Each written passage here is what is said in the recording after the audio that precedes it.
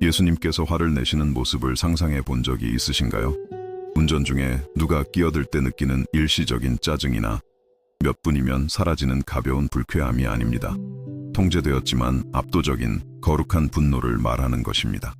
하나님의 아들이 직접 밧줄을 들어 채찍을 만들고 상을 뒤엎게 만든 그 의로운 분노를 상상해 보셨나요? 오늘 저는 여러분을 예수님의 생애에서 아주 특별한 한순간으로 초대하고 싶습니다. 많은 이들이 이야기하길 거리는 이 일화는 하나님의 마음에 대한 깊은 진실과 그분의 집, 그분의 임재가 더럽혀지는 것을 보실 때 그분이 어떻게 느끼시는지를 보여줍니다. 잠시 눈을 감고 저와 함께 그 장면을 그려보세요. 때는 예루살렘의 유월절, 성전은 사람들로 가득 차 있습니다. 소음은 귀가 먹먹할 정도입니다. 소의 울음소리, 양의 울음소리, 비좁은 우리에 갇힌 비둘기들의 구구거리는 소리가 들려옵니다. 동물의 강한 냄새가 거룩해야 할 향 냄새와 뒤섞여 이제는 오물과 상업의 악취와 경쟁하고 있습니다. 사방에서 남자들이 가격을 외치고 물건을 흥정하며 값을 논합니다. 환전상들의 상 위에서 동전들이 짤랑거리고 여러분은 무언가 아주 잘못되었다고 느낍니다. 이곳은 성소여야 합니다. 상처 입은 마음이 위로를 찾고 지친 영혼이 쉼을 얻으며 절망한 이들이 희망을 발견하는 공간이어야 합니다. 하지만 여러분이 보는 것은 시장입니다. 믿음이 장사가 되고 예배가 거래가 되며 하나님의 임재가 이룬 창출의 기회로 변질된 곳입니다. 바로 그 순간 예수님께서 나타나십니다. 그분이 무엇을 느끼셨을지 상상할 수 있겠습니까? 잠시 여러분의 집을 생각해 보세요. 평범한 아침에 출근했다가 돌아왔는데 거실이 시장터로 변해 있는 것을 발견했다고 상상해 보세요. 가족이 모여 식사하는 식탁 위에서 낯선 사람들이 물건을 팔고 있습니다. 힘든 하루를 마치고 쉬는 소파에서 사람들이 사업 거래를 하고 있습니다. 평화를 찾아야 할 공간을 소음이 가득 채우고 있습니다. 어떤 기분이 드시겠습니까? 이제 그 감정을 무한대로 곱해 보십시오. 우리는 하늘에 계신 아버지의 집, 하나님의 백성에게 이 땅에서 가장 거룩한 장소에 대해 이야기하고 있기 때문입니다. 예수님은 주위를 둘러보시고 자신의 집, 아버지의 집이 더럽혀지는 것을 보셨습니다. 그것은 단순한 상업적 무례함이 아니라 깊은 영적 침해였습니다. 세상에서 가장 순수하고 거룩한 모든 것을 가져다가 상품으로 만들어버린 것과 같았습니다. 그리고 가장 마음 아픈 것은 이 일이 그 거룩한 장소를 보호하고 존중해야 할 종교인들, 지도자들에 의해 행해지고 있었다는 점입니다. 하지만 여기서 저를 매료시키는 부분이 있습니다. 예수님은 충동적으로 행동하지 않으셨습니다. 무언가에 화가 날 때 우리가 종종 그러는 것처럼 이성을 잃지 않으셨습니다. 성경은 그분께서 밧줄로 채찍을 만드셨다고 기록합니다. 이것은 시간이 걸리는 일입니다. 밧줄을 찾아야 했고 앉아서 조심스럽고 목적을 가지고 각 조각을 엮어야 했습니다. 이 모든 과정 동안 그분은 자신이 느끼는 것을 성찰하고 준비하며 어떻게 행동할지 결정하고 계셨습니다. 손으로는 밧줄을 엮으시면서도 마음은 거룩한 열정으로 불타오르는 예수님을 상상해 보십시오. 그분은 사람을 해치기 위해 채찍을 만드신 것이 아니라 거룩한 것을 더럽히는 모든 것에 대한 하나님의 의로운 분노를 표현하기 위해 만드셨습니다. 매듭을 지을 때마다 그분은 자신이 하려는 일에 대해 숙고하셨을 것입니다. 밧줄을 감을 때마다 아버지 집의 거룩함을 지키겠다는 의식적인 결정을 내리셨을 것입니다. 그리고 마침내 행동하십니다. 신적인 권위와 거룩한 목적으로 그분은 환전상들의 상을 뒤엎으십니다. 동전들이 사방으로 흩어지며 성전 벽에 부딪혀 쨍그랑거리는 금속성 소리를 냅니다. 동물들을 풀어주시자 그 혼란스러운 장소는 갑자기 다른 이유로 더욱 혼란스러워집니다. 이제 그것은 정화의 혼돈, 회복의 혼돈, 새롭고 순수한 것이 태어나기 위해 필요한 혼돈입니다. 그러면서 예수님은 수세기를 넘어 울려 퍼지는 말씀을 외치십니다. 내 아버지의 집을 장사하는 집으로 만들지 말라. 그분의 목소리에 담긴 고통이 들리시나요? 그분의 마음속에서 불타오르는 열정이 느껴지시나요? 그분은 단지 상인들을 쫓아내시는 것이 아니라 아버지의 명예를 지키고 지친 영혼들의 안식처가 되어야 할 장소의 신성함을 보호하고 계신 것입니다.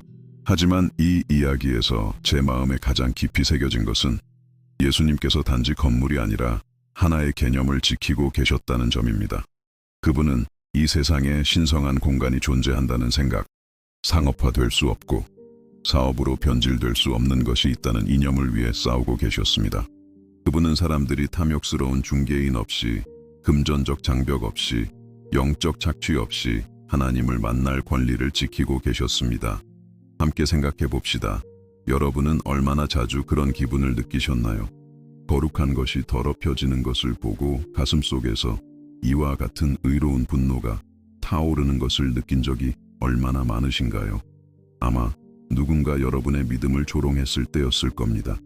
어쩌면 여러분의 신뢰가 농담거리가 되었을 때였을 수도 있습니다. 혹은 여러분의 마음속 순수했던 무언가를 누군가 상처 입힐 기회로 삼았을 때일지도 모릅니다. 그런 순간에 여러분은 그날 성전에서 예수님께서 느끼셨던 감정의 메아리를 느꼈을 것입니다. 차이점은 예수님의 분노는 완벽하게 거룩했다는 것입니다. 그분은 상처 입은 자존심이나 개인적인 자존감을 지키고 계신 것이 아니었습니다. 아버지의 명예와 사람들이 영과 진리로 예배할 권리를 지키고 계셨습니다. 그분의 분노는 사리사욕이 아니라 희생적인 사랑에서 비롯되었습니다. 그분은 그 행동이 큰 대가를 치를 것이라는 점, 종교 지도자들이 그날을 잊지 않을 것이라는 점, 권력자들 사이에서 그분의 인기가 급락할 것이라는 점을 아셨습니다. 그럼에도 불구하고 그분은 행동하셨습니다. 그리고 이것은 우리에게 하나님의 성품에 대한 깊은 가르침을 줍니다. 우리 하나님은 거룩한 것들에 일어나는 일에 무관심하지 않으십니다. 그분의 임재가 더럽혀질 때 눈 감지 않으십니다. 예배가 거래로 변질될 때, 가난한 이들을 착취하기 위해 그분의 이름이 사용될 때, 믿음이 수익성 좋은 사업이 될 때 못 본 척하지 않으십니다. 하나님은 자신의 거룩함에 대한 열정을 가지고 계시며 그 열정은 우리를 향한 그분의 사랑의 표현입니다. 왜냐하면 잘 보십시오. 예수님께서 성전을 정화하셨을 때 그분은 단지 건물을 지키신 것이 아닙니다. 그분은 모든 사람이 진정으로 하나님과 만날 권리를 지키고 계셨습니다. 여러분과 제가 부패한 중개인 없이 예배할 수 있도록, 우리의 믿음이 탐욕스러운 사람들에게 착취당하지 않도록, 하나님을 향한 우리의 추구가 순수하고 참될 수 있도록 싸우고 계셨던 것입니다. 이제 여러분 마음의 성전을 생각해 보십시오. 예수님께서는 우리 몸이 성령의 전이라고 말씀하셨습니다. 만약 오늘 그분께서 여러분 영혼의 성전에 들어오신다면 무엇을 발견하실까요? 순수하고 친밀한 예배의 장소일까요? 아니면 하나님과의 흥정으로 가득 찬 시장일까요? 주님께서 저것을 해주시면 제가 이것을 하겠습니다. 하나님, 제가 원하는 것을 주시면 기도하겠습니다. 아버지, 제가 아버지를 섬기겠지만 그 대가로 무언가를 원합니다. 얼마나 자주 우리 스스로가 영적인 삶을 하나님과의 상거래로 만들고 있습니까?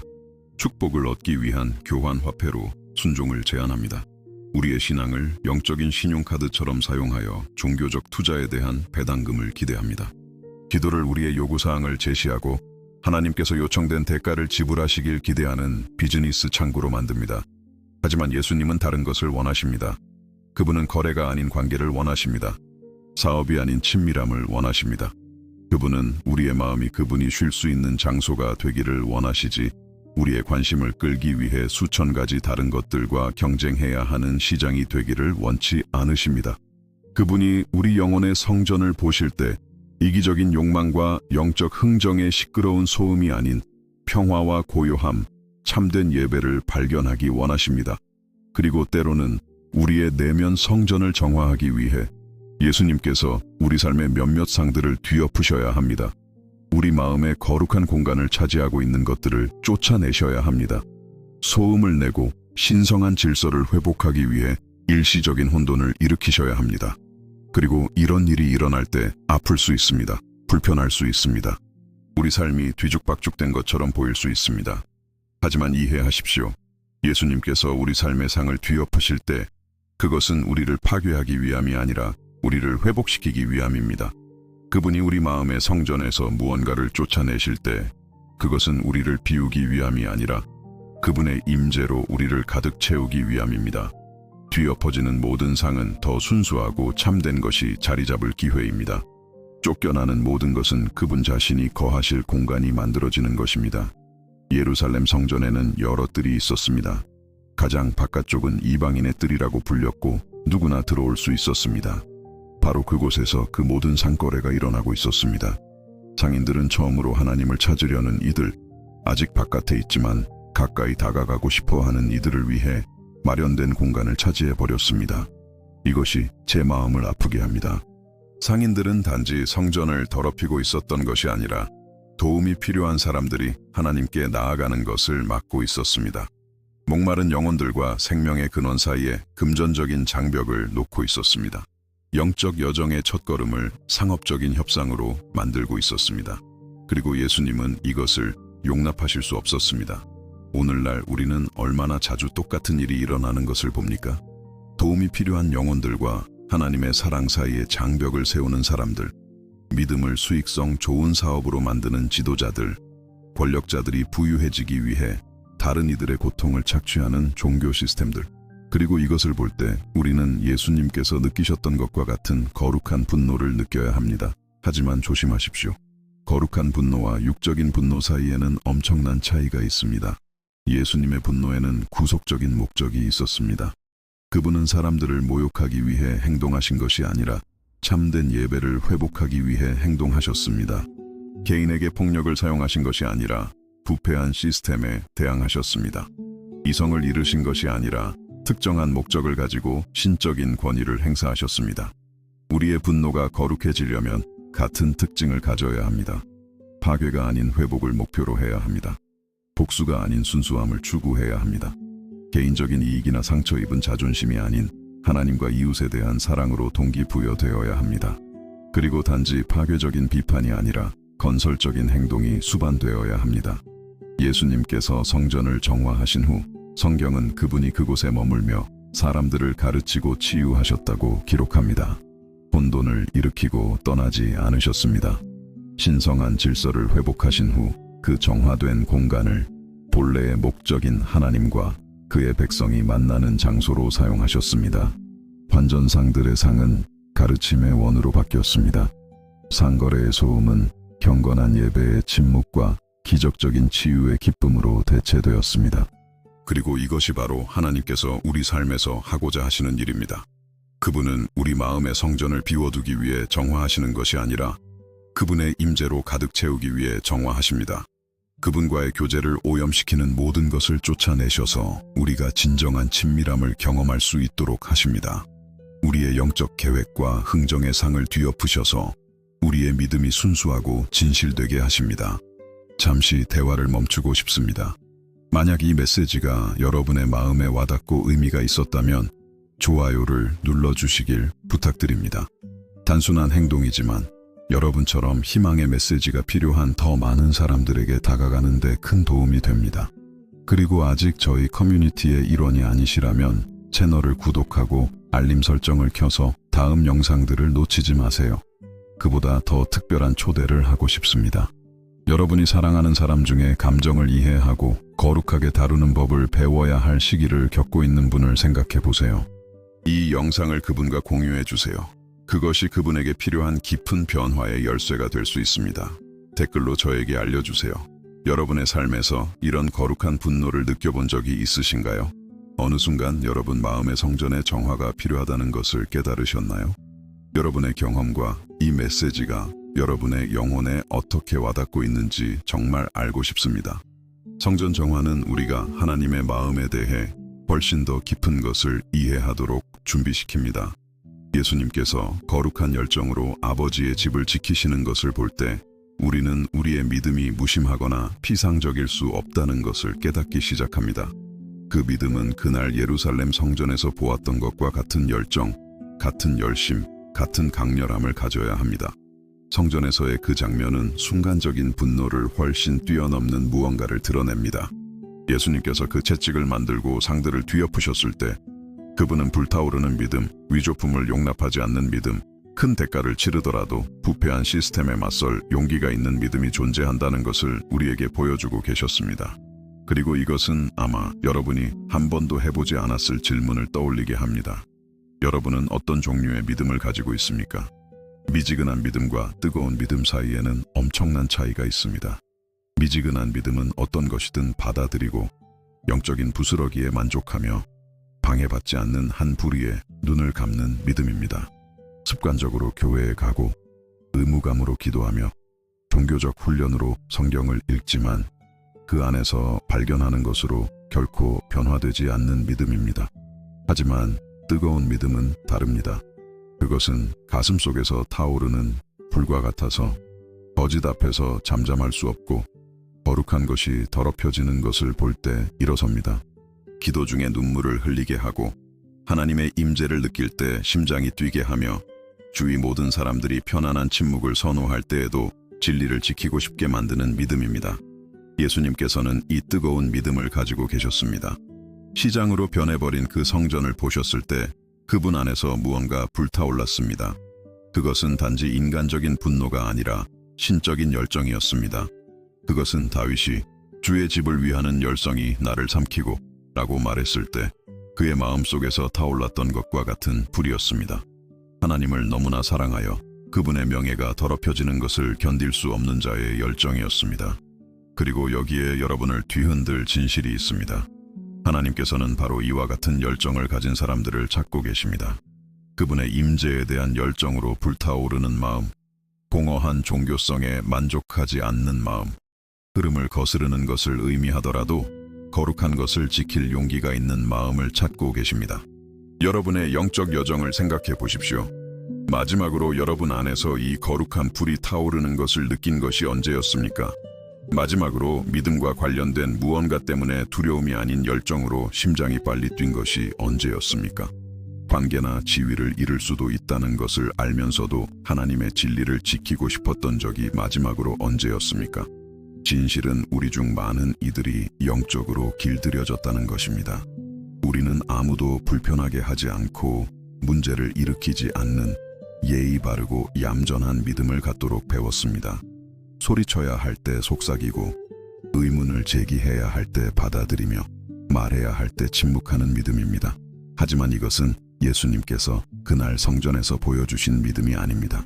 예수님께서 그 상업화된 환경에 들어가셨을 때 한숨을 쉬고 고개를 저으며 떠나실 수도 있었습니다. 안타깝군. 하지만 내 문제는 아니야 라고 생각하실 수도 있었습니다. 다른 곳에서 예배하고 그 시스템이 그대로 흘러가도록 내버려 두기로 결정하실 수도 있었습니다. 하지만 그분은 그렇게 하지 않으셨습니다. 그분은 개입하셨습니다. 맞서셨습니다. 행동하셨습니다. 그리고 이것은 우리에게 영적 분별력에 대한 근본적인 가르침을 줍니다. 종교적인 장소에서 일어나는 모든 일이 하나님으로부터 온 것은 아닙니다. 예수님에 대해 말하는 모든 리더십이 실제로 예수님을 따르는 것은 아닙니다. 하나님의 이름을 사용하는 모든 운동이 진정으로 하나님께 영광을 돌리는 것은 아닙니다. 그리고 분별력을 갖는다는 것은 이러한 차이점을 식별하고 진리에 따라 행동할 용기를 갖는 것을 의미합니다. 예수님께서는 진정한 예배와 종교적 행위를 구별할 줄 아셨습니다. 그분은 백성을 섬기는 지도자와 백성을 이용하는 지도자의 차이를 알아보셨습니다. 그분의 분노는 하나님을 찾으려는 진실한 사람들을 향한 것이 아니라 그들의 진실함을 개인적인 이익을 위해 착취하는 자들을 향한 것이었습니다. 그리고 이 분별력은 아버지와의 친밀함에서 태어납니다. 여러분이 하나님의 임재 안에서 충분한 시간을 보낼 때, 그분의 마음을 알게 될 때, 그분의 진정한 사랑을 경험할 때, 여러분은 신적인 성품과 일치하지 않는 것을 식별하는 민감성을 개발하게 됩니다. 그것은 마치 여러분이 사랑하는 사람의 목소리를 너무 잘 알아서 모방을 즉시 알아차리는 것과 같습니다. 이것은 우리 자신에게 얼마나 자주 내적인 정화가 필요한지를 생각하게 합니다. 얼마나 자주 우리 마음의 성전이 혼란스러운 동기, 모순된 욕망, 어중간한 헌신으로 가득 차 어수선해집니까? 얼마나 자주 우리는 세상적인 것들이 우리 영혼의 거룩한 공간을 차지하도록 허용합니까? 어쩌면 그것은 여러분이 교회에서조차 경쟁하게 만드는 통제되지 않은 야망일지도 모릅니다. 어쩌면 여러분이 영성으로 인정받고 싶어 하게 만드는 겸손으로 위장한 교만일지도 모릅니다. 어쩌면 용서가 있어야 할 자리를 차지하며 여러분에게 상처 준 사람에 대해 키우는 쓴 마음일지도 모릅니다. 혹은 여러분의 믿음을 마비시켜 하나님을 진정으로 신뢰하지 못하게 하는 두려움일지도 모릅니다. 예수님께서는 이 모든 것을 정화하기 원하십니다. 그분은 그날 예루살렘에서 보여주신 것과 같은 열정으로 여러분의 마음의 성전에 들어오기를 원하십니다. 하지만 그 육체적인 정화와는 달리 이 영적인 정화는 오직 여러분의 허락해만 하십니다. 그분은 여러분의 마음 문을 두드리시고 여러분이 열어주기를 기다리십니다. 그분은 정화가 필요한 영역들을 가리키시지만 여러분이 그 과정에 협력하기를 기다리십니다. 그리고 이 내적인 정화는 일회성 사건이 아니라 지속적인 과정입니다. 우리의 실제 집이 정기적인 청소를 필요로 하듯이 우리 마음의 성전도 끊임없는 유지가 필요합니다. 매일 불필요한 걱정, 성급한 판단, 불순한 생각, 쓴 말과 같은 작은 것들이 쌓입니다. 그리고 우리가 돌보지 않으면 점차 우리 마음은 영적인 민감성을 잃어갑니다. 기도는 이 매일의 정화를 위한 가장 강력한 도구 중 하나입니다. 제가 말하는 것은 습관적으로 반복하는 기계적인 기도가 아니라 하나님 앞에서 우리 마음을 완전히 열어놓는 그 친밀한 대화를 말합니다. 명백한 죄뿐만 아니라 우리의 숨겨진 동기, 비밀스러운 두려움, 고백하지 않은 욕망까지도 고백하는 그런 대화 말입니다. 우리가 이런 투명함으로 기도할 때 무언가 일어납니다. 그것은 마치 성령께서 영적인 빗자루를 들고 우리 내면에 쌓인 먼지를 쓸어내기 시작하시는 것과 같습니다. 유독한 생각들이 제거되고 파괴적인 감정들이 청소되며 이기적인 동기들이 정화됩니다. 그리고 점차 우리 마음은 본래의 기능인 하나님의 것처로 회복됩니다. 하지만 이 정화가 항상 편안한 것은 아닙니다. 때때로 하나님께서는 우리가 닫아두고 싶어하는 우리 삶의 영역들을 건드리셔야 합니다. 우리에게 좋지 않다는 것을 알면서도 유지하는 관계에 의문을 제기하셔야 합니다. 우리가 수년간 갖고 온 습관에 도전하셔야 합니다. 우리가 누구인지, 무엇이 정말 중요한지에 대해 스스로에게 해온 거짓말에 맞서셔야 합니다. 그것은 마치 여러분이 집에서 대청소를 하기로 결정했을 때와 같습니다. 처음에는 모든 것이 이전보다 더 어수선해 보입니다. 물건들을 제자리에서 꺼내고 잃어버렸다고 생각했던 물건들을 찾고 숨겨진 먼지를 발견하고 무엇을 보관하고 무엇을 버릴지 결정해야 합니다. 잠시 동안은 상황이 더 나빠진 것처럼 보입니다. 하지만 여러분은 최종 결과가 그만한 가치가 있다는 것을 알기에 계속합니다. 영적인 정화에서도 같은 일이 일어납니다. 때때로 하나님께서 우리 마음의 성전을 건드리기 시작하실 때 처음에는 더 혼란스럽고 더 민감하며 더 취약하게 느껴집니다. 묻혀있던 문제들이 수면 위로 떠오릅니다. 억눌려 있던 감정들이 흘러나오기 시작합니다. 정상적으로 보였던 패턴들이 해로운 것으로 드러납니다. 하지만 이것은 무언가 잘못되고 있다는 신호가 아닙니다. 치유 과정이 시작되고 있다는 신호입니다. 상처를 먼저 깨끗이 소독하지 않고는 치유할 수 없습니다. 비록 그 소독이 일시적인 고통을 유발하더라도 말입니다. 관계가 어디서 깨졌는지 먼저 인정하지 않고는 회복할 수 없습니다. 비록 그것이 불편하더라도 말입니다. 예수님께서는 이것을 아셨습니다. 그분이 성전을 정화하셨을 때 신성한 질서를 회복하기 위해 일시적인 혼돈을 일으키셨습니다. 그분이 우리를 영적으로 정화하실 때 지속적인 평화가 오기 전에 순간적인 혼란이 있을 수 있습니다. 용서의 기쁨이 오기 전에 회개의 눈물이 있을 수 있습니다. 변화의 안도가 오기 전에 변화의 불편함이 있을 수 있습니다.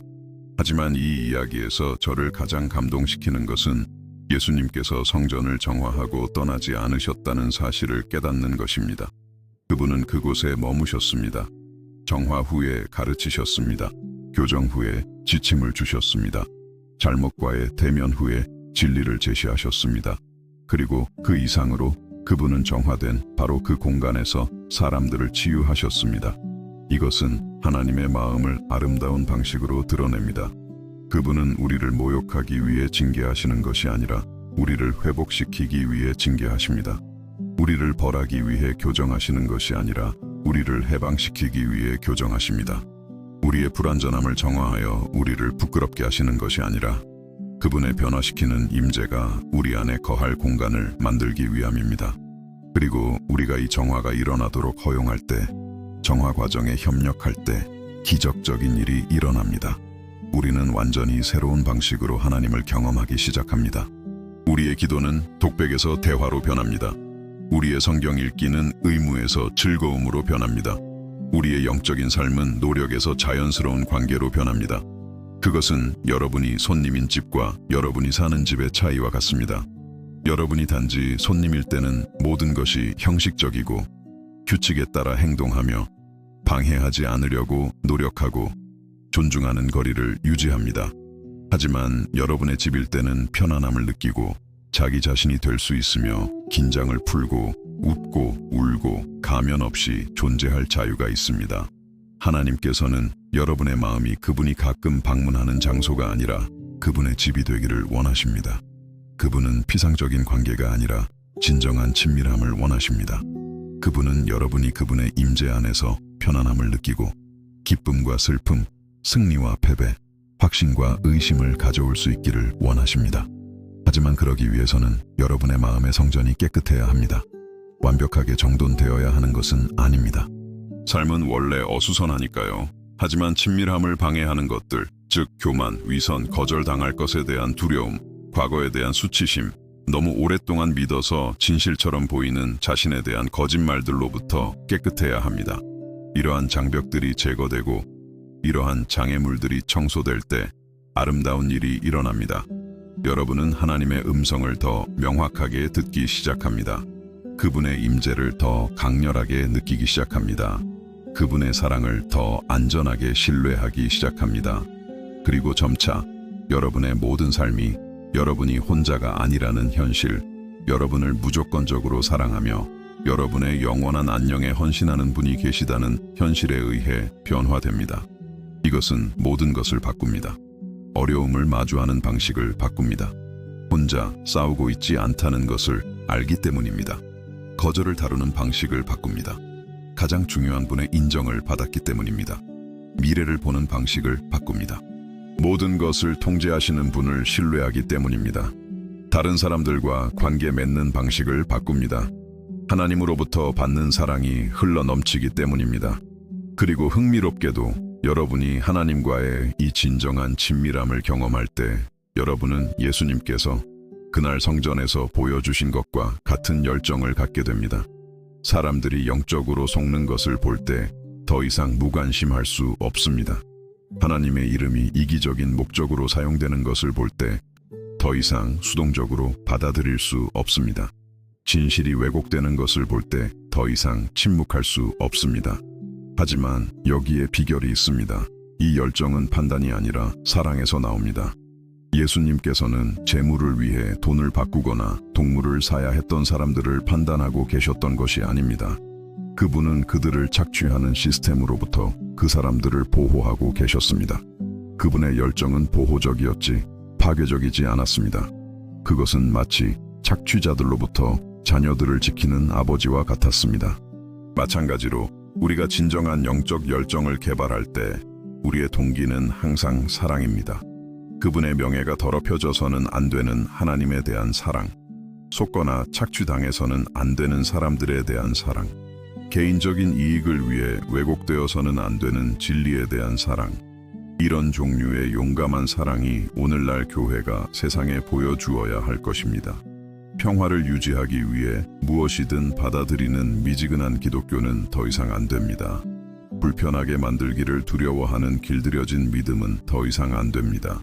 진리에 대한 열정으로 불타오르고 사랑으로 오류에 맞설 용기가 있으며 부패한 시스템 앞에서 위축되지 않는 믿음이 필요합니다.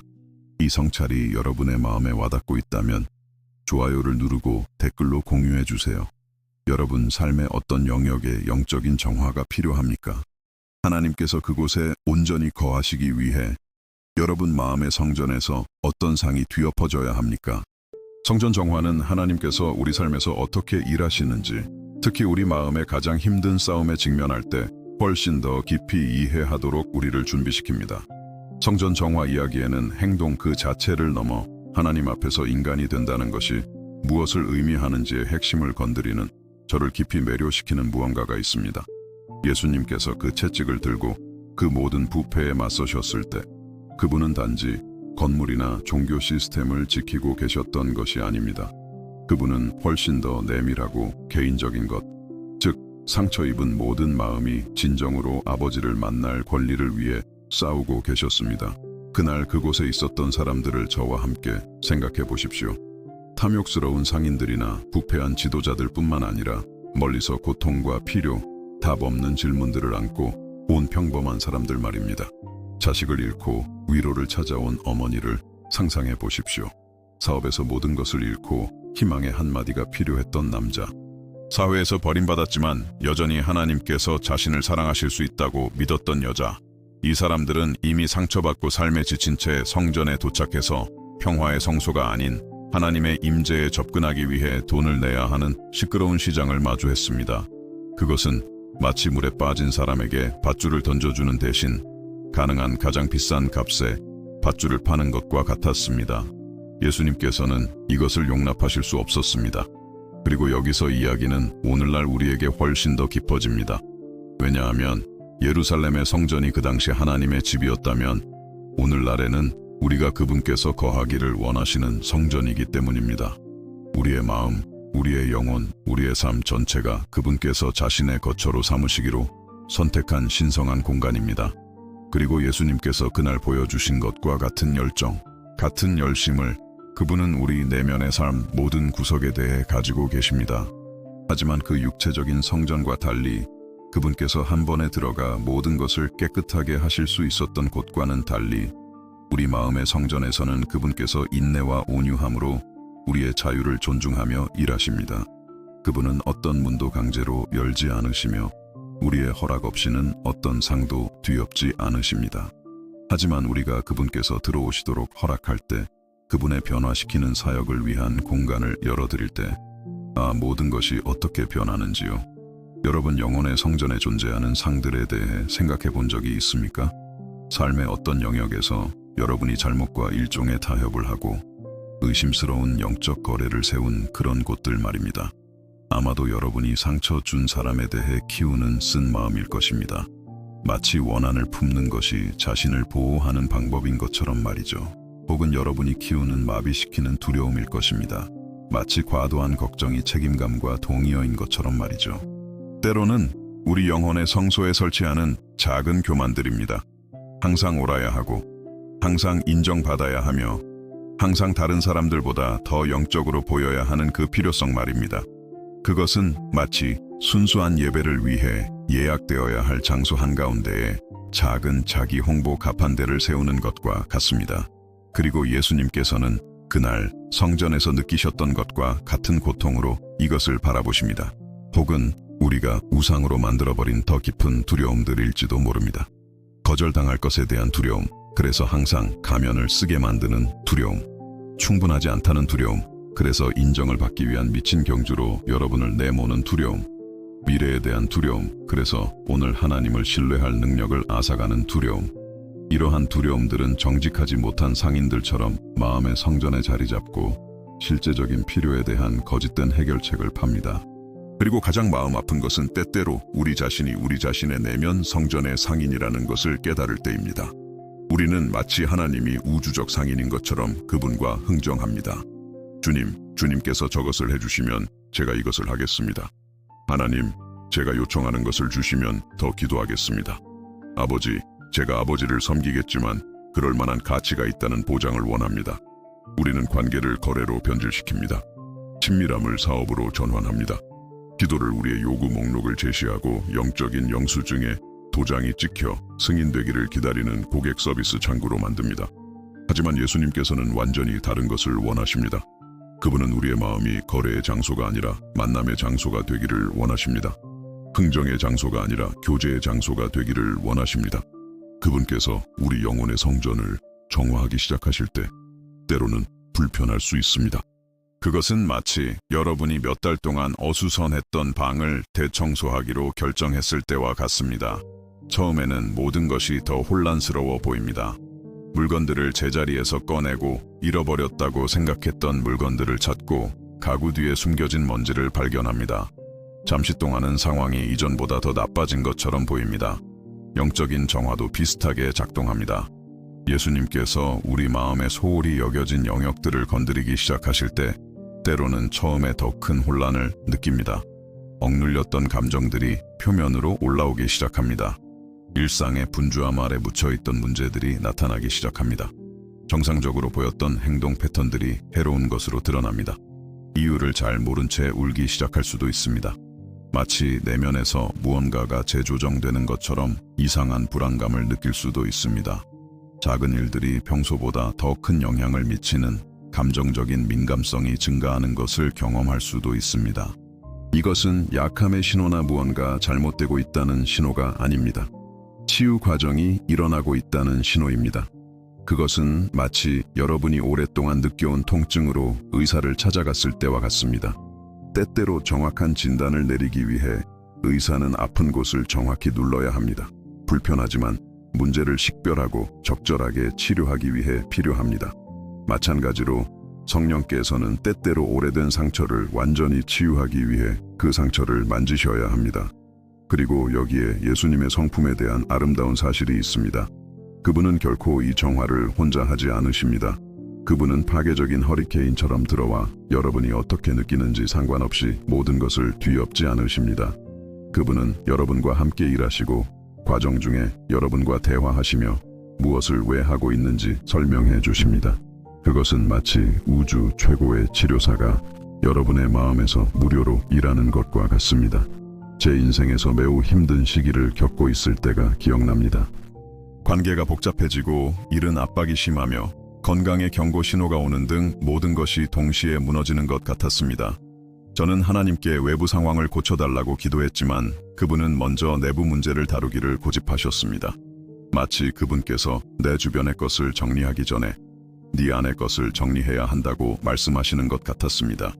그리고 그것은 고통스럽지만 필요한 과정이었습니다. 저는 제가 수년간 가지고 있던 유독한 사고 패턴을 발견했습니다. 제대로 아물지 않은 감정적인 상처를 깨달았습니다. 제가 알아차리지 못하는 사이에 제 결정을 통제하던 두려움을 확인했습니다.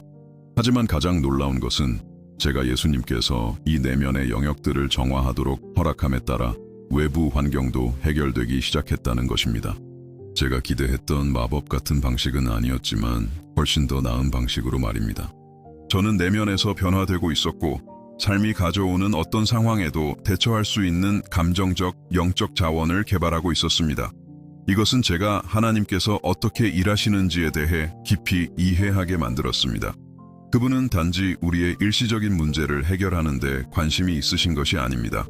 그분은 우리가 미래에 나타날 어떤 문제에도 맞설 수 있도록 영적으로 우리를 강화하는 데 관심이 있으십니다.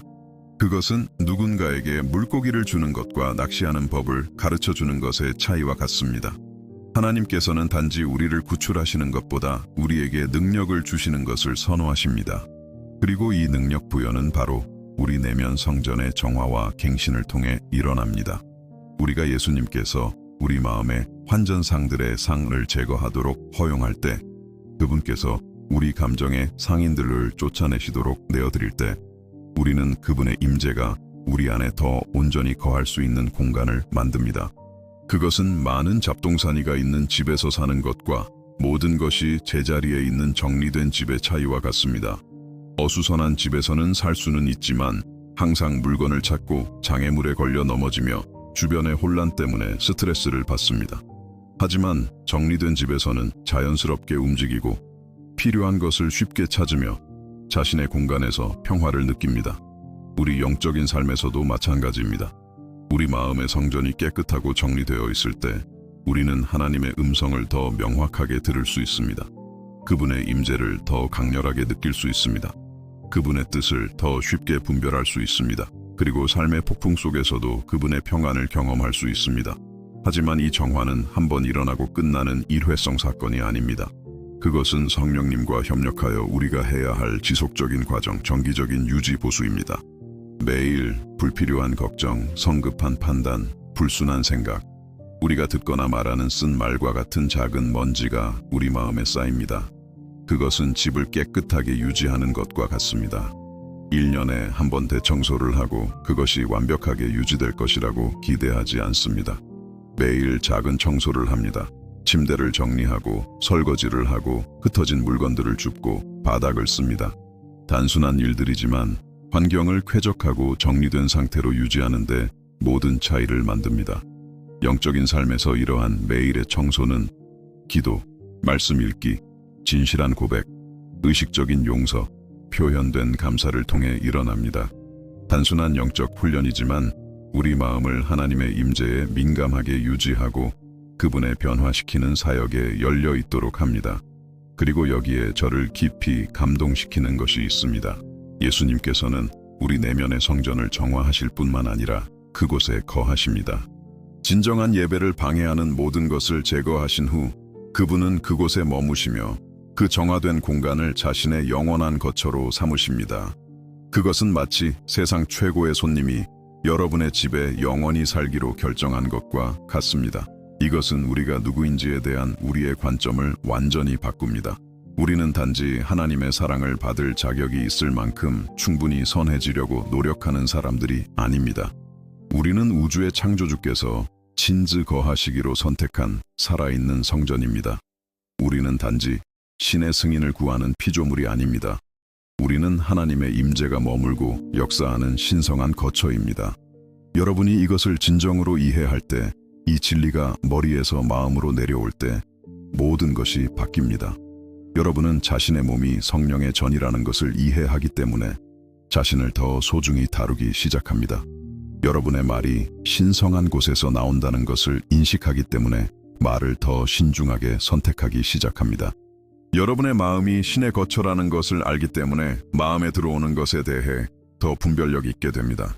그리고 그 이상으로 여러분은 예수님께서 그날 성전에서 보여주신 것과 같은 열정을 갖게 됩니다. 사람들이 영적으로 속는 것을 볼 때 더 이상 무관심할 수 없습니다. 하나님의 이름이 이기적인 목적으로 사용될 때 수동적으로 받아들일 수 없습니다. 진리가 착취자들을 이롭게 하기 위해 왜곡될 때 더 이상 침묵할 수 없습니다. 하지만 여기에 비결이 있습니다. 이 열정은 분노가 아닌 사랑에서 나옵니다. 그것은 하나님께서 모든 사람을 깊이 사랑하시며 아무도 영적으로 속거나 착취당하기를 원치 않으신다는 이해에서 나옵니다. 그것은 악의적인 사람들로부터 동생들을 보호하는 형과 같습니다. 동기는 항상 사랑과 보호이지 파괴나 복수가 아닙니다. 이것은 오늘날 얼마나 많은 사람들이 종교에 대한 부정적인 경험으로 상처를 입었는지 생각하게 합니다. 얼마나 많은 사람들이 탐욕스러운 지도자들에게 재정적으로 착취당했습니까? 얼마나 많은 사람들이 사랑과 수용의 원천이 되어야 했던 공동체로부터 판단받고 거절당했습니까? 얼마나 많은 사람들이 하나님을 거부해서가 아니라 그들에게 제시된 왜곡된 버전의 글을 거부해서 하나님을 떠났습니까? 예수님께서는 그날 성전에서 느끼셨던 것과 같은 분노를 이 사람들에 대해 느끼십니다. 그분은 모든 상처 입은 마음, 모든 배신당한 신뢰, 그분의 이름을 사칭한 부당한 대표자들에 의해 짓밟힌 모든 믿음을 보십니다. 그리고 그분의 마음은 이 사람들에게 그분이 진정으로 누구인지, 그분의 사랑이 실제로 어떤 것인지, 그분의 마음이 그들을 그분의 이름으로 상처 준 사람들과 얼마나 다른지를 보여주고 싶은 열망으로 불타오릅니다. 만약 여러분이 그런 사람 중 한 명이라면, 만약 여러분이 부정적인 종교적 경험으로 상처를 입었다면 예수님께서 여러분 편이시지 여러분을 대적하지 않으신다는 것을 알기 바랍니다. 그분은 여러분을 상처 입히기 위해 그분의 이름을 사용한 사람들에 대해 여러분만큼이나 분노하십니다. 그분은 여러분의 마음의 성전뿐만 아니라 그분의 믿음의 부당한 대표자들에 의해 만들어진 고통스러운 기억들도 깨끗하게 하고 싶어 하십니다. 그것은 시간이 걸릴 수 있는 치유 과정이며 자신에 대한 인내심을 요구할 수 있고 눈물과 분노와 혼란을 포함할 수 있습니다. 하지만 그만한 가치가 있는 과정입니다. 왜냐하면 그 반대편에는 부패한 중개인에게 의존하지 않고 부당한 대표자들에 의해 오염될 수 없으며 오직 창조주의 피조물에 대한 무조건적인 사랑에 기초한 하나님과의 진정한 관계가 있기 때문입니다. 그리고 여러분이 이 진정한 사랑을 경험할 때 여러분의 마음이 새롭게 된 성전에서 하나님의 진정한 임재를 느낄 때 기적적인 일이 일어납니다.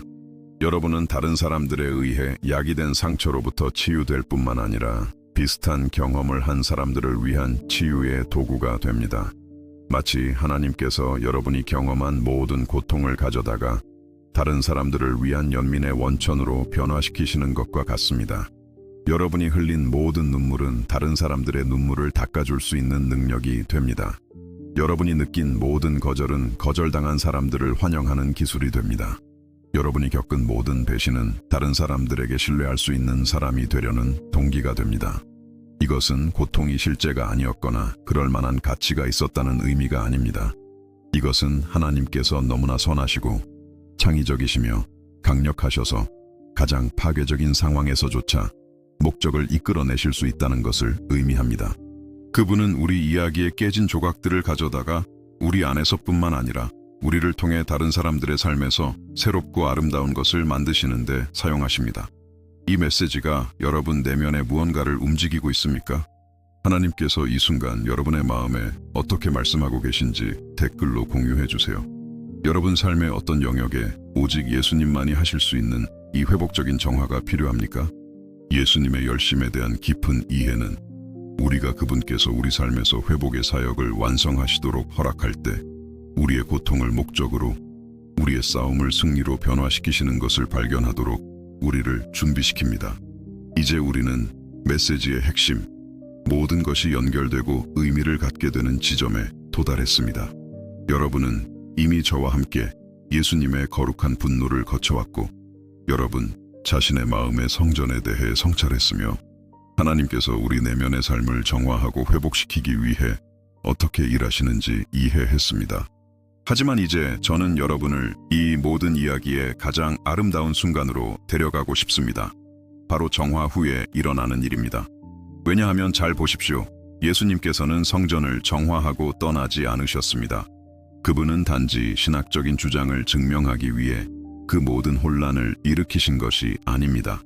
상들이 뒤엎어지고 동물들이 풀려나고 상인들이 도망친 후 그 신성한 공간에서 완전히 새로운 일이 일어나기 시작했습니다. 성경은 예수님께서 그곳에 머물며 백성을 가르치고 병든 자들을 고치셨다고 기록합니다. 그 변화를 상상해 보십시오. 이전에는 귀가 먹먹할 정도의 사업 소음이 있었던 곳에 이제는 경건한 예배의 침묵이 흐릅니다. 이전에는 이익을 위한 다툼이 있었던 곳에 이제는 사람들이 예수님 주위에 모여 사막을 오래 걸은 후 시원한 물을 만난 것처럼 그분의 말씀을 마십니다. 이전에는 가난한 이들을 착취하던 곳에 이제는 믿음으로 다가오는 모든 이들에게 무료 치유가 베풀어집니다. 그리고 이것이 바로 하나님께서 여러분의 삶의 성전에서 하고자 하시는 일입니다. 그분께서 자신의 임재를 방해하는 모든 것을 제거하신 후, 그분께서 여러분과의 교제를 오염시키는 모든 것을 정화하신 후, 그분은 여러분의 마음을 비워두지 않으십니다. 그분은 그것을 자신의 임재로 가득 채우십니다. 그분은 그 정화된 공간을 친밀한 만남, 깊은 치유, 변화시키는 가르침의 장소로 바꾸십니다. 예수님의 정화를 거친 마음과 여전히 환전상들의 상으로 가득 찬 마음의 차이가 무엇인지 아십니까? 그것은 평화롭게 사는 집과 끊임없는 스트레스 속에서 사는 집의 차이입니다. 신뢰에 기반한 관계를 맺는 것과 항상 거절당할까 두려워하며 사는 것의 차이입니다. 예수님께서 우리 마음에서 정화의 사역을 완성하실 때 하나님과의 관계에서 근본적인 것이 바뀝니다. 우리는 그분과 흥정하려는 것을 멈추고 그저 그분을 신뢰하기 시작합니다. 우리의 종교적 행위로 그분을 감동시키려는 것을 멈추고 그분의 무조건적인 사랑 안에서 안식하기 시작합니다. 그분께서 우리를 버리실까 두려워하며 사는 것을 멈추고 사랑받는 자녀라는 안전함을 경험하기 시작합니다. 그것은 직원과 자녀의 차이와 같습니다. 직원은 항상 자신의 성과에 대해 걱정하고 상사를 기쁘게 하려고 노력하며 해고될까 두려워합니다. 하지만 자녀는 비록 실수하고 실망시키더라도 가족 안에서의 자신의 자리가 안전하다는 것을 압니다. 아버지의 사랑이 자신의 성과가 아니라 관계에 달려 있다는 것을 압니다. 여러분이 예수님께서 여러분 마음의 성전을 정화하도록 허락할 때 여러분은 직원에서 자녀로 바뀝니다. 불안한 종에서 확신에 찬 상속자로 바뀝니다. 하나님의 사랑을 얻으려고 노력하는 사람에서 그 사랑을 값없이 주어졌지만 실제하는 선물로 받는 사람으로 바뀝니다. 그리고 이 변화는 단지 영적인 영역에서만 일어나는 것이 아닙니다.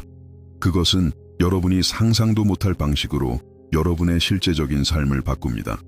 여러분이 하나님의 사랑 안에서 안전할 때 더 이상 다른 사람들에게서 필사적으로 인정을 구할 필요가 없습니다.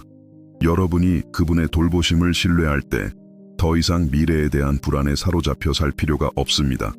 여러분이 그분의 눈에 비친 자신의 가치를 알 때 더 이상 다른 사람들과 끊임없이 비교할 필요가 없습니다. 결혼 생활에서 매우 힘든 시기를 겪고 있던 한 친구와의 대화가 기억납니다. 그녀는 제가 결코 잊지 못할 말을 했습니다. 가장 힘든 게 뭔지 알아? 거절당하는 고통도 아니야. 그것이 내가 가치가 없고 사랑받을 자격이 없다는 것을 의미할까봐 두려운 거야. 그리고 거기서 저는 우리의 정체성이 외부 환경에 얼마나 위험하게 의존할 수 있는지 이해했습니다.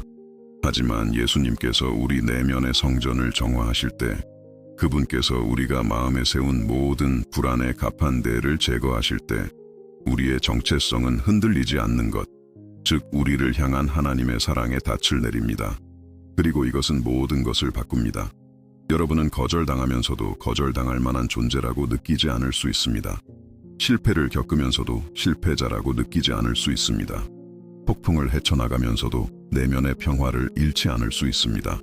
그것은 단단한 반석 위에 지어진 집을 갖는 것과 같습니다.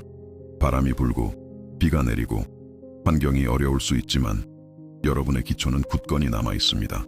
왜냐하면 여러분의 정체성은 실패할 수 있는 인간관계, 사라질 수 있는 직업적 성공, 이룰 수 있는 물질적 성취 위에 세워진 것이 아니기 때문입니다. 그것은 영원하고 변치 않는 하나님의 사랑 위에 세워져 있습니다. 그리고 여러분이 이 내면의 안정을 경험할 때 아름다운 일이 일어납니다. 여러분은 다른 사람들에게도 안정의 원천이 됩니다. 여러분 주위의 사람들은 여러분에게서 다른 무언가가 있다는 것을 알아차리기 시작합니다.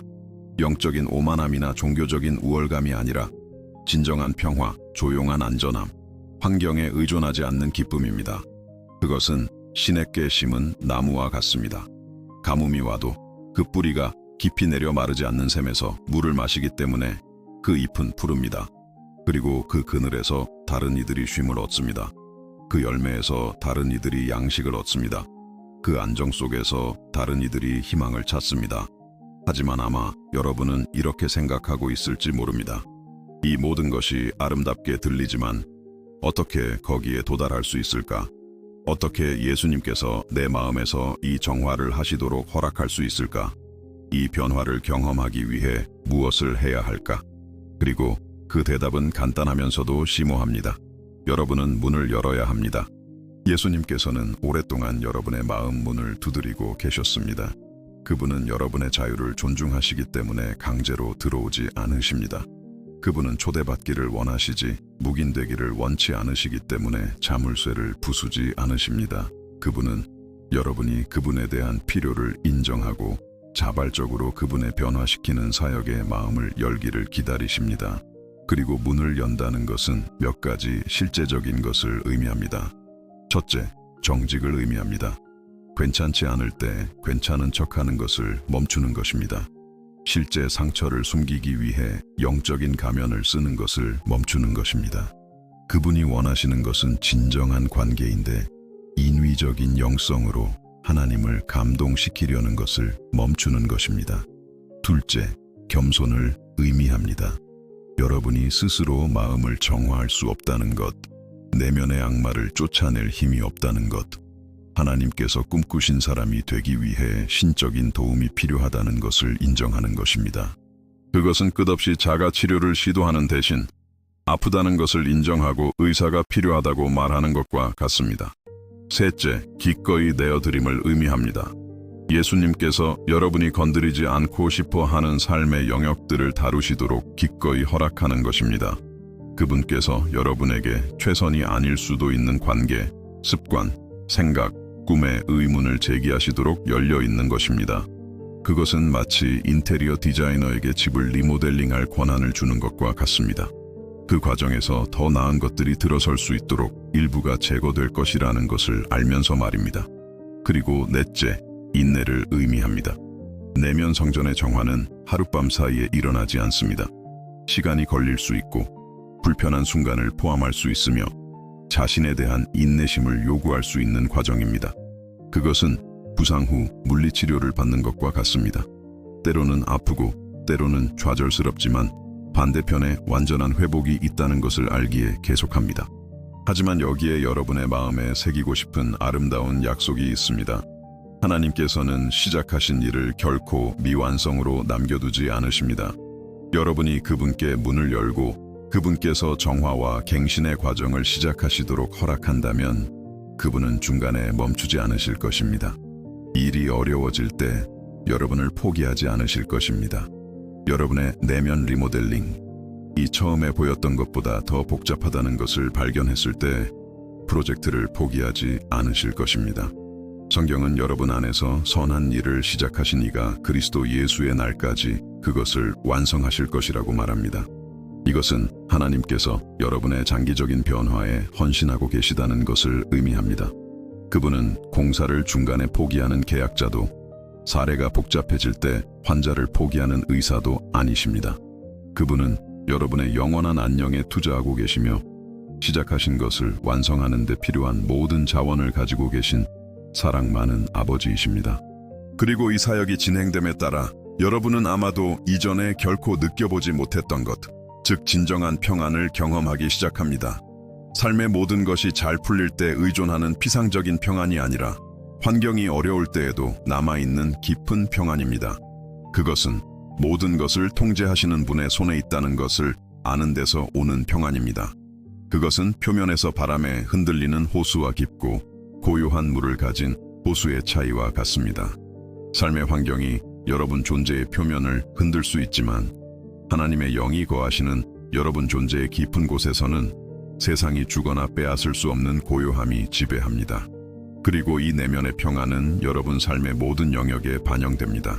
여러분은 더 이상 내면에서 항상 싸우지 않기 때문에 더 인내심 있는 사람이 됩니다. 더 이상 감정적인 결핍 상태에서 행동하지 않기 때문에 더 관대한 사람이 됩니다.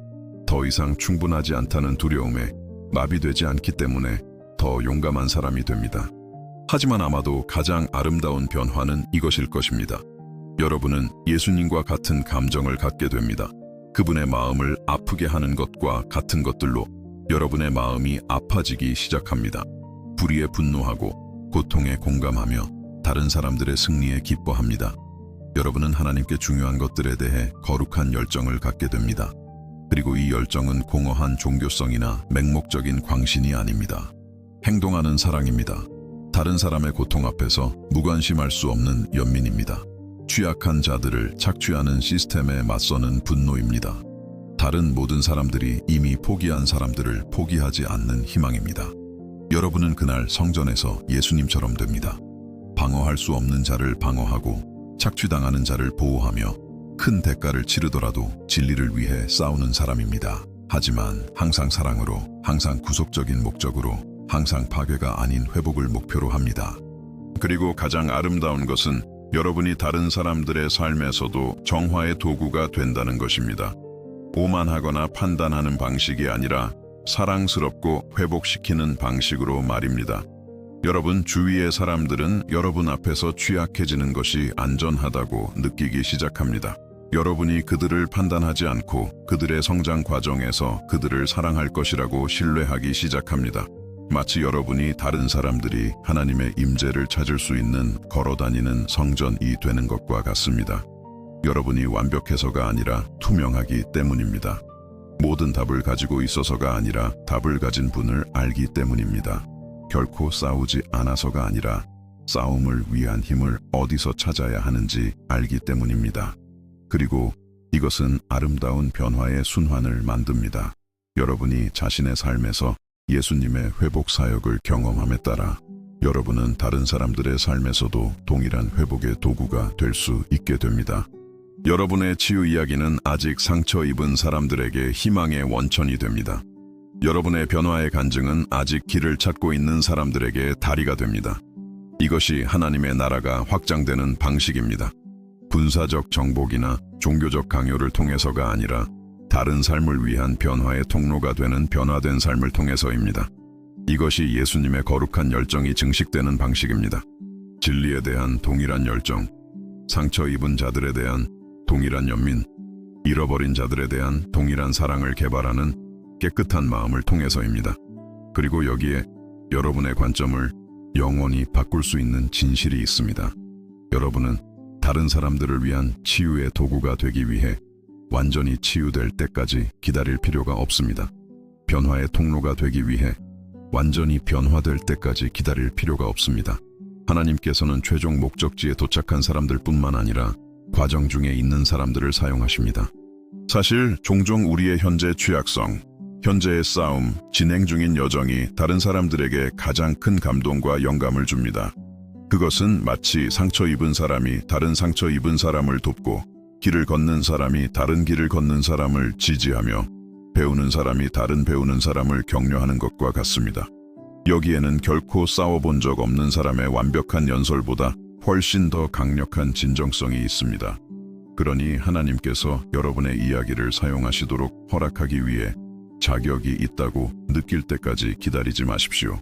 다른 사람들의 문제 해결에 참여하기 위해 여러분의 모든 문제를 해결할 때까지 기다리지 마십시오. 오늘 여러분이 있는 곳에서 여러분이 가진 것으로 시작하십시오. 예수님께서 여러분의 불완전함을 통해 그분의 사랑의 완전함을 보여주시도록 하십시오. 그분께서 여러분의 약함을 통해 그분의 힘을 나타내시도록 하십시오.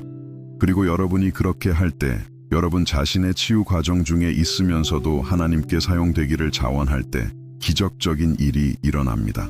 여러분은 다른 사람들을 축복함으로써 여러분 자신이 축복받는다는 것을 발견합니다. 다른 사람들에게 치유를 가져다 줌으로써 여러분 자신이 더 깊이 치유됩니다. 다른 사람들에게 희망을 줌으로써 여러분 자신의 희망이 새로워집니다. 그것은 씨 뿌리는 원리와 같습니다. 여러분은 주는 것을 결코 잃지 않고 오히려 배가시킵니다. 사랑의 씨앗을 심으면 사랑의 수확을 거둡니다. 희망을 뿌리면 배가 된 희망을 거둡니다. 다른 사람의 회복에 투자하면 여러분 자신의 회복이 가속화됩니다. 그리하여 예루살렘의 물리적인 성전을 정화하시는 예수님으로 시작된 것이 세기를 넘어 오늘 여러분에게까지 이르는 정화와 회복의 운동이 됩니다. 그분께서 그날 보여주신 것과 같은 거룩한 열심을 그분은 여러분의 마음속에 일깨우기를 원하십니다. 그분께서 느끼셨던 불의에 대한 동일한 분노를 여러분도 느낄 수 있습니다. 그분께서 가지셨던 착취당하는 자들에 대한 동일한 연민을 여러분도 가질 수 있습니다. 하지만 그 이상으로 그분께서 그날 행사하신 것과 같은 영적인 권위를 그분은 여러분과 나누기를 원하십니다. 여러분이 다른 사람들을 지배하기 위해서가 아니라 갇힌 자들을 해방시키기 위해서입니다. 여러분이 자신을 높이기 위해서가 아니라 진리를 높이기 위해서입니다. 여러분 자신의 왕국을 건설하기 위해서가 아니라 그분의 왕국을 확장하기 위해서입니다. 잠시 상상해 보십시오. 예수님의 추종자라고 말하는 모든 사람이 이와 같은 열정, 이 거룩한 열심, 이 능동적인 연민으로 산다면 어떨까요? 모든 교회가 정말로 상처 입은 사람들이 치유를 찾고 착취당하는 사람들이 보호를 찾으며 길 잃은 사람들이 방향을 찾는 정화된 성전이 된다면 어떨까요?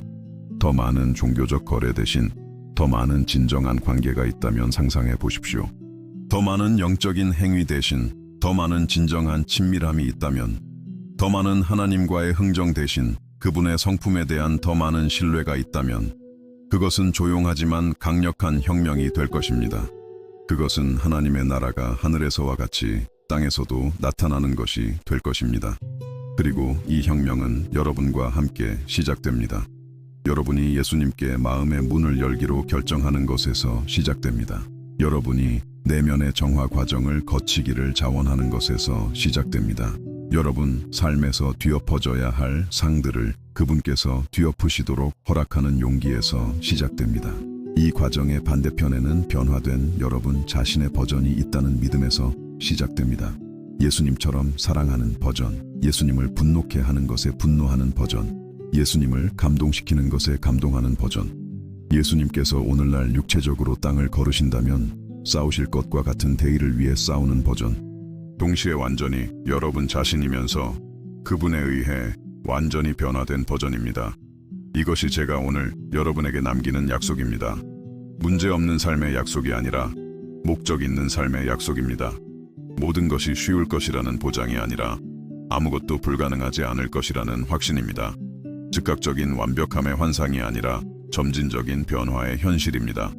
예수님께서는 바로 이 순간 여러분 마음의 성전문을 두드리고 계십니다. 그분은 여러분의 진정한 행복을 방해하는 모든 것을 쫓아낼 사랑의 채찍을 손에 들고 계십니다.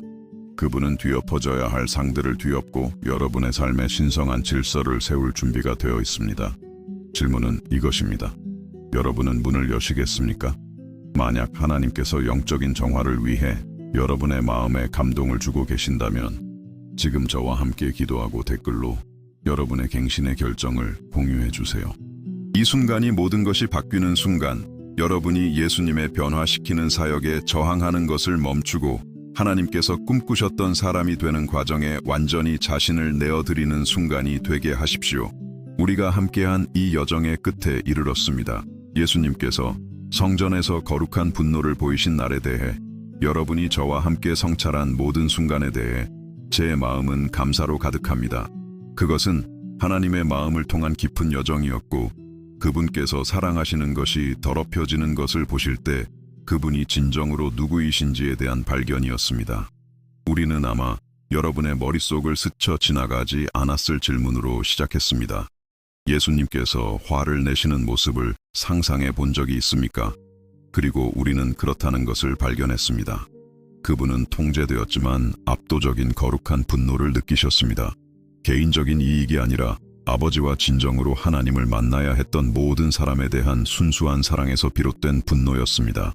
우리는 함께 그 시끄러운 성전을 거닐었고 동물과 향이 섞인 냄새를 맡았으며 동전 짤랑거리는 소리와 상인들의 외침을 들었습니다. 우리는 예수님께서 그 모든 것을 관찰하시고 마음의 고통을 느끼시며 인내와 목적으로 밧줄을 들어 채찍을 만드시는 것을 보았습니다. 그리고 우리는 그분께서 행동하시는 순간 상을 뒤엎고 상인들을 쫓아내시며 수세기를 넘어 울려 퍼지는 말씀을 외치시는 것을 목격했습니다. 내 아버지의 집을 장사하는 집으로 만들지 말라. 하지만 역사 수업 이상의 의미로 우리는 이 이야기가 우리에 관한 것임을 발견했습니다. 예수님께서 거하기를 원하시는 우리 자신의 마음의 성전에 관한 것입니다. 때때로 우리가 내면의 삶에 세우는 환전상들의 상들, 하나님과의 관계를 상거래로 변질시키는 것들에 관한 것입니다. 그분께서 진정한 친밀함을 위한 공간을 만들기 위해 이 모든 것을 어떻게 정화하기를 원하시는지에 관한 것입니다. 우리는 우리의 믿음이 미지근할 수도 뜨거울 수도 있다는 것을 성찰했고, 하나님께서 그분의 임재에 대한 열정으로 불타오르는 마음을 찾고 계시다는 것을 알게 되었습니다. 영적 분별력은 아버지와의 친밀함에서 비롯되며 우리가 진정으로 그분의 마음을 알 때 신적인 성품과 일치하지 않는 것을 식별하는 민감성을 개발하게 된다는 것을 이해했습니다. 우리는 내면 정화의 깊이를 탐구하며 때때로 하나님께서 우리가 닫아두고 싶어 하는 삶의 영역들을 건드리셔야 한다는 것을 이해했습니다. 그 과정이 처음에는 불편할 수 있고 마치 정리하기 전에 모든 것을 더 어수선하게 만드는 대청소와 같다는 것을 알았습니다. 하지만 그 반대편에는 회복, 치유, 완전한 갱신이 있다는 것을 알았습니다. 우리는 예수님께서 우리 내면의 성전을 정화하실 뿐만 아니라 그곳에 거하신다는 것을 발견했습니다. 그분의 임재를 방해하는 모든 것을 제거하신 후 그분은 그곳에 머무시며 그 정화된 공간을 자신의 영원한 거처로 삼으십니다. 그리고 이것은 우리의 정체성을 완전히 변화시킵니다. 우리는 단지 충분히 선해지려고 노력하는 사람들이 아니라 우주의 창조주께서 진즉 거하시기로 선택한 살아있는 성전입니다. 우리는 이 변화가 상상할 수 없는 방식으로 우리의 실제적인 삶을 어떻게 바꾸는지 보았습니다. 우리가 어떻게 더 인내심 있고 관대하며 용감한 사람이 되는지요. 외부 환경에 의존하지 않는 내면의 안정을 어떻게 개발하는지요. 우리의 정체성이 다른 사람들의 변덕스러운 인정이 아니라 하나님의 변치 않는 사랑의 닻을 내리게 되는지요. 그리고 우리는 이 갱신을 경험할 때 우리 역시 다른 사람들의 삶에서 갱신의 도구가 된다는 것을 이해했습니다. 예수님의 거룩한 열정이 진리에 대한 동일한 열정, 상처 입은 자들에 대한 동일한 연민, 잃어버린 자들에 대한 동일한 사랑을 개발하는 깨끗한 마음을 통해 증식된다는 것을 알았습니다. 이 모든 성찰을 통해 한 가지 진실이 변함없이 남아 있었습니다. 하나님께서는 우리를 깊고 무조건적으로 사랑하십니다. 그분의 거룩함에 대한 열정은 종교적인 엄격함의 표현이 아니라 아버지의 사랑의 표현입니다. 그분께서 우리 마음의 성전을 정화하실 때 그것은 우리를 부끄럽게 하기 위함이 아니라 우리를 해방시키기 위함입니다. 우리를 벌하기 위함이 아니라 우리를 회복시키기 위함입니다. 그리고 이제 이 대화의 끝에 이르면서 제가 여러분과 나누어야 할 것이 더 있다는 것을 느낍니다. 우리가 함께한 이 모든 순간 동안 그것은 단지 성전에서의 예수님에 대한 오래된 이야기가 아니었습니다. 그것은 오늘 여러분의 마음에 관한 것이었고 지금 여러분의 여정에 관한 것이었으며 하나님께서 바로 이 순간 여러분의 삶에서 일으키기를 원하시는 변화에 관한 것이었습니다. 아마 이 말들을 들으면서 성령께서 정화가 필요한 여러분 삶의 특정 영역들을 건드리셨을지도 모릅니다. 아마 여러분은 뒤엎어져야 할 마음의 성전에 환전상들의 상들을 확인했을지도 모릅니다. 아마 여러분의 믿음이 관계보다는 거래였고 친밀함보다는 행위였다는 것을 인정했을지도 모릅니다. 만약 그랬다면 그것은 우연이 아니라는 것을 아십시오. 그것은 하나님께서 여러분에게 직접 말씀하시고 깊은 변화로 여러분을 초대하시는 것입니다. 그것은 예수님께서 여러분의 마음 문을 두드리시고 그분만이 하실 수 있는 정화와 갱신의 사역을 하실 수 있도록 여러분이 열어주기를 기다리시는 것입니다. 그리고 이제 저는 여러분과 함께 특별한 것을 하고 싶습니다. 저는 여러분을 기도의 순간, 헌신의 순간, 여러분이 예수님께 완전히 마음을 열고 그분께서 여러분의 삶에서 이 변화시키는 사역을 시작하시거나 계속하시도록 허락할 수 있는 순간으로 초대하고 싶습니다. 여러분이 이 여정에 어디에 있든 하나님을 안 지 얼마나 되었든 이것이 그분과의 가장 깊은 만남의 순간이 될 수 있습니다. 그러니 저와 함께 깊이 숨을 쉬십시오. 여러분이 있는 이 공간을 하나님의 평안이 가득 채우게 하십시오. 원하시면 눈을 감으시거나 편안하게 느끼시는 대로 눈을 뜨고 계셔도 좋습니다. 중요한 것은 이 순간 여러분의 마음이 하나님께 열려 있다는 것입니다. 함께 기도합시다. 주 예수님, 우리가 주님이 누구신지, 우리를 향한 주님의 사랑, 우리의 순수함과 영적 자유에 대한 주님의 열정에 대해 성찰한 이 시간에 감사드립니다. 성전에서의 주님의 분노가 파괴적인 분노가 아니라 회복적인 열심이었음을 보여주셔서 감사합니다. 그것은 우리와 주님의 집에 대한 주님의 깊은 사랑의 표현이었습니다. 오늘 저는 주님 앞에 제 마음을 완전히 엽니다. 제 삶의 영역들 중에 주님의 정화가 필요한 곳이 있음을 인정합니다. 때때로 제가 주님과의 관계를 흥정으로 만들고 제 마음의 성전에 환전상들의 상을 세운다는 것을 인정합니다. 주님, 용서해 주십시오. 저는 주님께서 그날 예루살렘에서 보여주신 것과 같은 거룩한 열심으로 제 영혼의 성전에 들어오시기를 초대합니다. 뒤엎어져야 할 상들을 뒤엎어 주십시오. 우리의 진정한 친밀함을 방해하는 모든 것을 쫓아내 주십시오. 주님과의 교제를 오염시키는 모든 것을 제거해 주십시오. 주님, 허락해 드립니다. 주님을 신뢰합니다. 제가 오랫동안 가지고 있던 유독한 패턴들로부터 제 생각들을 정화해 주십시오. 아직 완전히 아물지 않은 상처들로부터 제 감정들을 깨끗하게 해 주십시오. 주님의 진리로 제 마음을 새롭게 해 주십시오. 주님의 사랑으로 제 마음을 회복시켜 주십시오. 두려움이 있는 곳에 주님의 평안을 세워 주십시오. 불안함이 있는 곳에 주님의 인정을 확인시켜 주십시오. 쓴 마음이 있는 곳에 주님의 용서를 심어 주십시오. 교만이 있는 곳에 주님의 겸손을 길러 주십시오. 절망이 있는 곳에 주님의 희망을 밝혀 주십시오.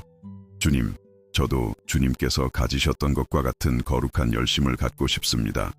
주님께서 사랑하시는 것을 사랑하고 주님을 분노케 하는 것에 분노하고 싶습니다. 주님께서 방어하신 것처럼 방어할 수 없는 자들을 방어하고 싶습니다. 주님께서 보호하신 것처럼 착취당하는 자들을 보호하고 싶습니다. 이 세상에서 주님의 정의와 연민의 도구가 되고 싶습니다. 주님의 성령으로 저를 채워 주십시오. 제 마음을 주님의 영원한 것처로 삼아 주십시오. 제 삶이 다른 사람들이 주님의 임재, 주님의 사랑, 주님의 치유를 찾을 수 있는 정화된 성전이 되게 해주십시오. 주님께서 제게 변화의 통로이신 것처럼 저도 다른 이들을 위한 변화의 통로가 되게 해주십시오. 주님께서 시작하신 일은 항상 끝내신다는 것을 알기에 감사드립니다. 저를 향한 주님의 사랑이 제 행위가 아니라 주님의 변치 않는 본성에 달려있기에 감사드립니다. 주님의 사랑받는 자녀라는 안전함 속에서 쉴 수 있기에 감사드립니다. 주님, 제 마음을 깨끗하게 지켜주십시오. 기도, 주님의 말씀, 진실한 고백, 의식적인 용서를 통해 주님과의 이 친밀함을 매일 유지하도록 도와주십시오. 다시는 제 영혼의 성전이 시장터로 변하는 것을 허락하지 않게 해주십시오. 예수님의 이름으로 감사하는 마음과 희망을 품고 기도합니다. 아멘. 이 순간 하나님의 평안이 여러분의 마음을 가득 채우는 것을 느끼십시오. 아버지의 따뜻한 포옹처럼 여러분을 감싸는 그분의 사랑의 임재를 느끼십시오. 여러분은 혼자가 아닙니다. 결코 혼자였던 적도 없고 결코 혼자가 되지도 않을 것입니다. 자신의 집에 대해 거룩한 열심을 보이신 하나님께서는 여러분의 삶, 여러분의 안녕, 여러분의 미래에 대해서도 거룩한 열심을 보이십니다. 이 기도의 순간에 일어난 일은 실제였습니다. 그것은 단지 종교적인 훈련이나 영적인 형식이 아니었습니다. 그것은 여러분의 마음과 하나님의 마음 사이의 진정한 만남이었습니다. 그것은 여러분이 아직 상상도 못할 방식으로 여러분의 삶을 바꿀 변화의 여정의 시작이거나 갱신이었습니다. 이 진실을 항상 기억하십시오.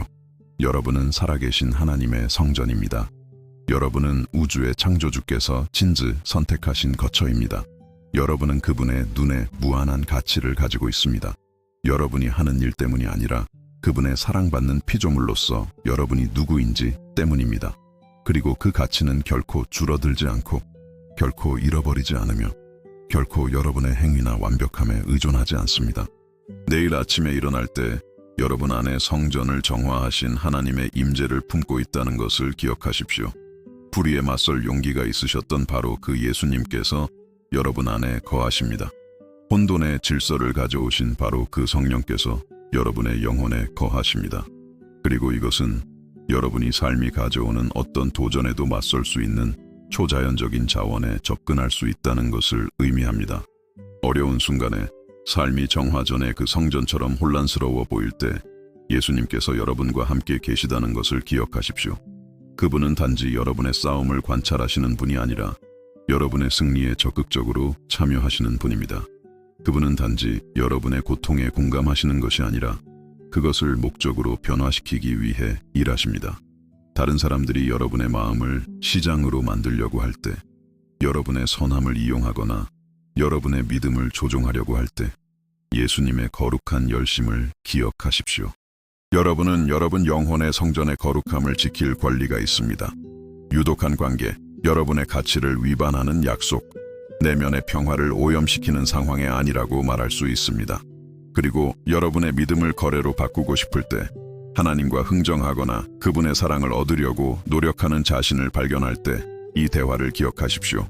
그분은 종교성이 아닌 관계를 원하신다는 것을 기억하십시오.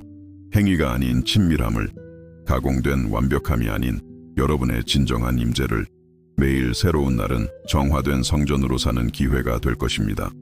모든 결정은 여러분의 삶에서 그분의 임재를 존중할 기회가 될 것입니다.